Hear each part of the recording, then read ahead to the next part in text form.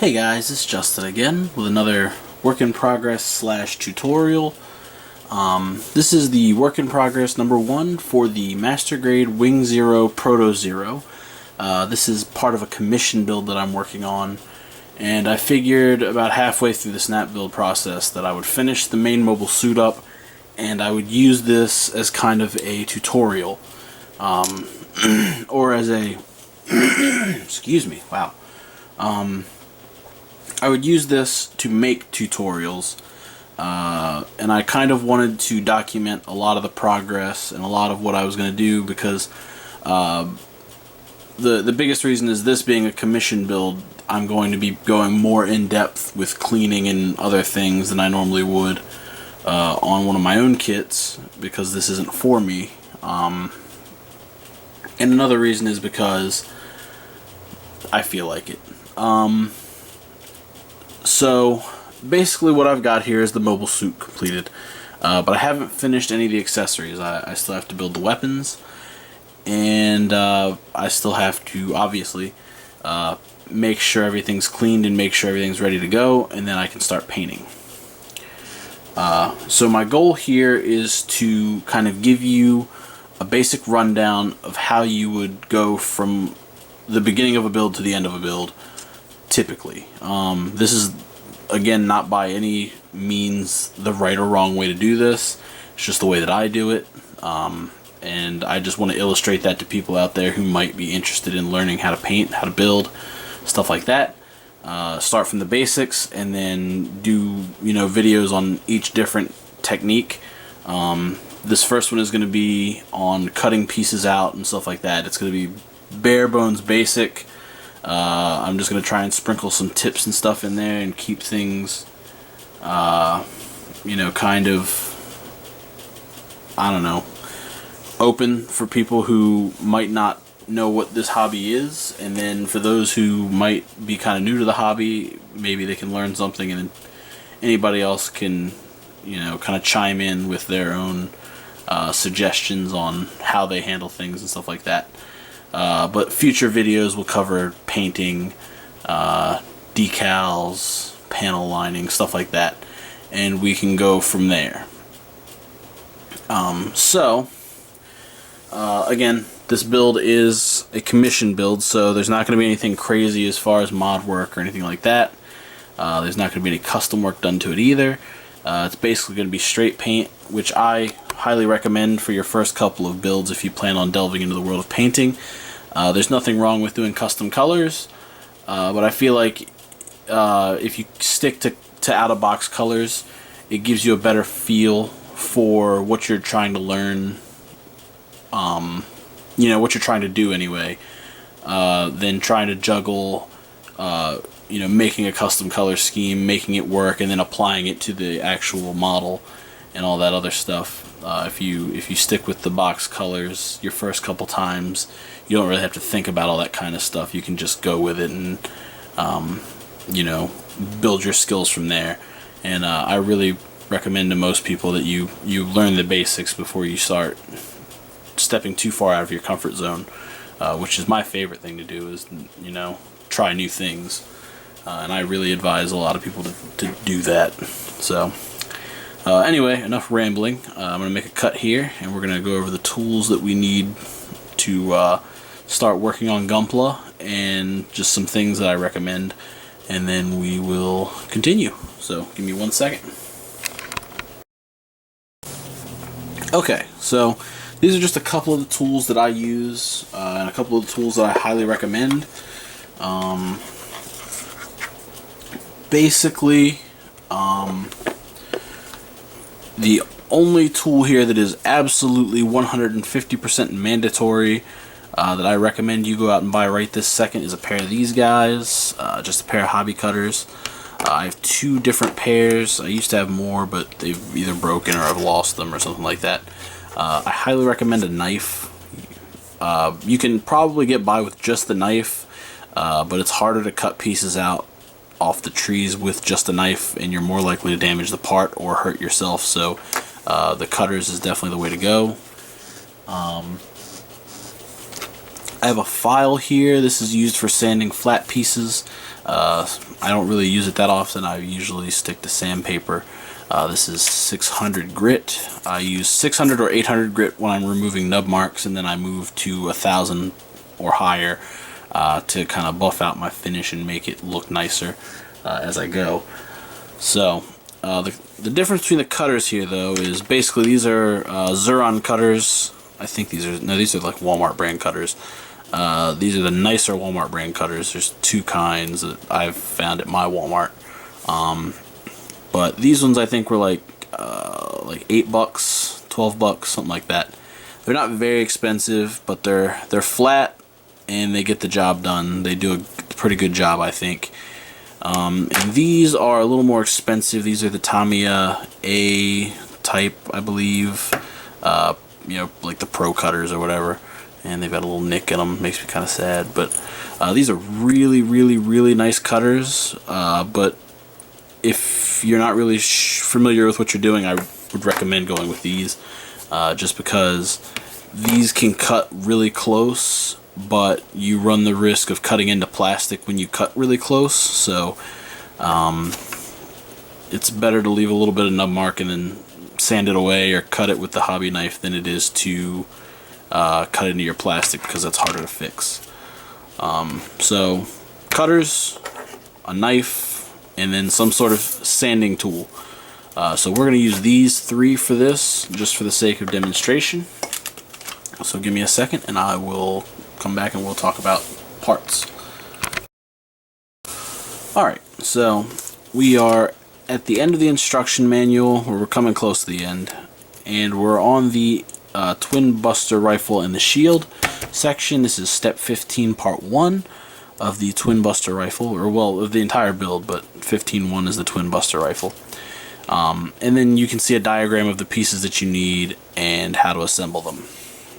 And to a lot of people, this is a little daunting at first because not really much of the instructions are in English, but if you just pay attention, it's really straightforward.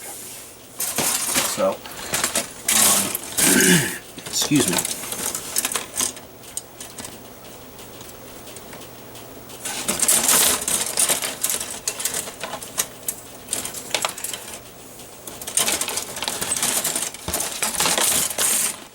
For this first piece, we're going to need part E52, F2, and A7. And it's really easy to find your pieces. They're all on these trays. This one's pretty empty because I've built most of the kit. But there's F2. There's two of these. A7 is this long piece right here. Excuse me. And E52 is this little piece right here. So, when you're cutting your pieces out, I think it's best to kind of cut I mean, you want to cut the part close, but you don't want to cut right up against the piece. You want to give yourself a little bit of this nub here to work with, because excuse me, wow. If you are not painting, when you cut this piece, it creates stress on the plastic and it discolors the plastic. And if you're not painting, you don't want that on your finished kit. You obviously are going to look a little bit better.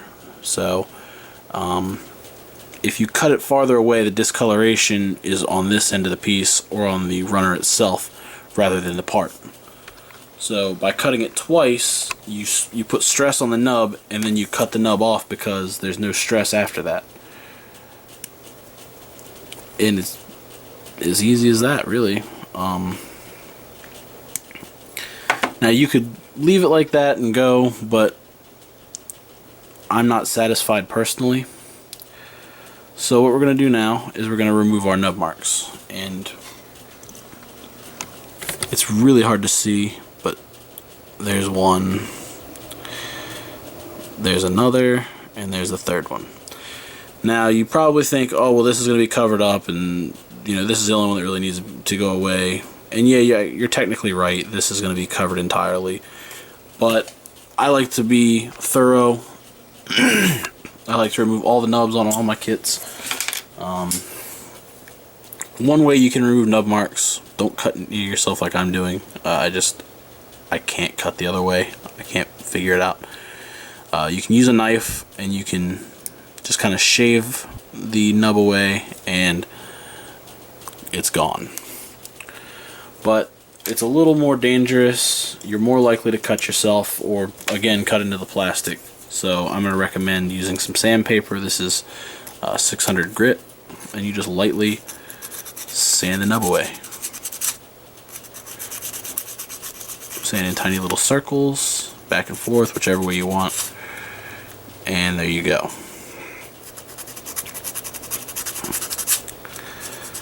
And that's literally it. So that piece is ready to go. As far as assembly, you just pay attention to the diagrams, make sure all your pieces are facing the right direction. Bandai does a really good job with detailing their instruction manuals and showing off what goes where and how to do it. And then this shows that this is kind of like a sub-assembly. So this part makes up this bottom piece here, and then you add these pieces to the top. And you just keep following the instructions. Sometimes there'll be like numbers here, so you can see on this little piece here. It's not an assembly instruction, but it's just the same. Step 1 is to lift the thing. Step 2 is to flip it over. Same thing goes with assembly. Certain steps you'll have to do one thing before the other before you can actually assemble it. So that is that. As far as other things to keep in mind while you're assembling, a lot of times if you're gonna be painting, you'll want to take your kits apart before you paint them. Some people like to paint their kits as they go. I still recommend snap fitting pieces together before you commit to paint. Don't just cut all the parts off, clean them, and paint them, and then put the kit together for the first time. I really recommend getting familiar with your kits before you paint them. That way you can identify any issues with the kit, and if there's like tight joints or anything like that, you can eliminate all those issues yourself before you start slapping paint on it, and then you have problems with the kit fitting together and stuff like that. Another thing is if you're going to be assembling and disassembling the kit, a lot of people like to trim their pegs down, and what that means basically is, let's see if I can find a good example of this on the weapons. Yeah. So,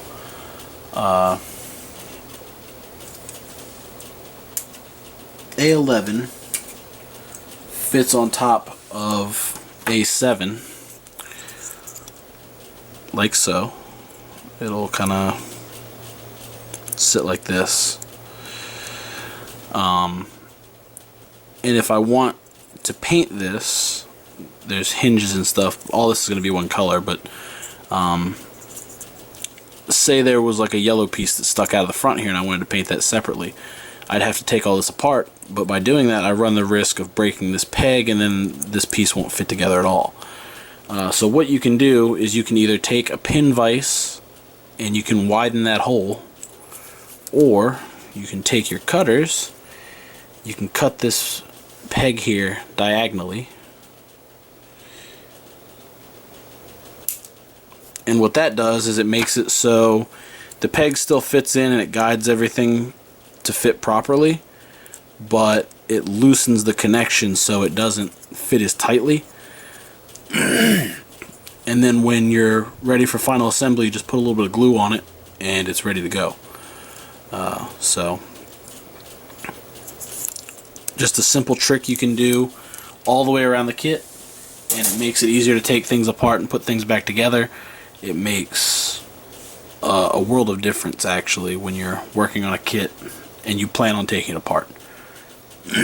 So that's pretty much it as far as basics are concerned. If you can just follow that procedure and get through the manual, you will have a, you know, something that looks similar to this. This doesn't look anything spectacular. Anybody can achieve this kind of result. It just takes time, and that's probably the most tedious part of any build, is just, you know, taking your time and trying not to rush through certain parts. And then, you know, you take those skills and you apply them to other places, and you keep working, and eventually you can start painting and doing other things to your kits. And I'm going to try and illustrate as much of that as I can through this video, or through this series rather. So that's the first episode. Hopefully you guys learned, so hopefully somebody learned something, and if not, there's always the next episode. I plan on covering paint very soon. I think that might be the next one, actually, is priming and you know, identifying issues and stuff like that, and then I'll go from there. So thank you guys for watching, and I'll see you with the next video. Later.